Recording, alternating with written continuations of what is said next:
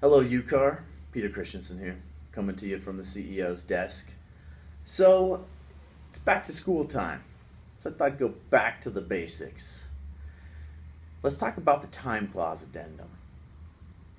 So, option to keep property on the market, time clause addendum. That's getting used a lot right now, I think. Some of it probably has to do with the changes to the REPC, where you have to announce if you're trying to sell your home, if it's at all conditioned on your selling your home as a buyer. So I think that's getting used. So let's say you have an offer come in and it is conditioned on the sale of the home. So seller opts to use the time clause addendum. Puts in there, let's go with the classic 72 hours. And then in 1.2, checks the boxes of financing and appraisal and option to keep the or condition to sell home, right? So those are the two. Now what are they doing in 1.2? They're telling you what conditions they will take off of the contract if the seller gets another offer and invokes the time clause addendum. So lo and behold, seller gets the offer, another offer. Notifies buyer, hey, I got another offer. All right, what happens there? What kicks in? What options does that buyer have at this point? Remember, going back to school here.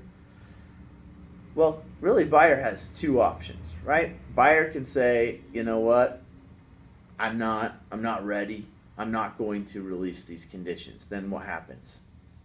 Well, that offer falls through. It's canceled. Seller now has the option to go forward with any other offer that's come in. Or option number two, buyer can say, yep, according to 1.2, I agree to take off these conditions. Now, what conditions are they taking off?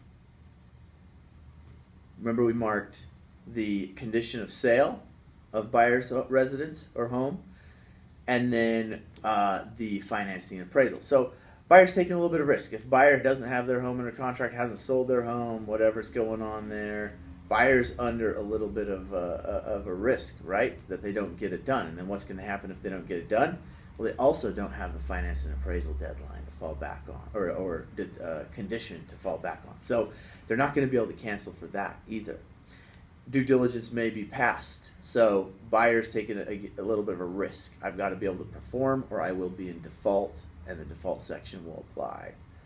So just a little bit of a review of a form you hopefully are already very well knowledgeable about, but good review anyway. So probably seeing that in this type of market, it tends to pop up. Let me know if you have any other back to school topics you want to talk about. Throw those in a comment. Check out our other videos on YouTube if you find this one interesting. Remember, as always, this is meant for legal information purposes only. This is not legal advice. If you need specific legal advice, please contact your attorney. Thanks for tuning in.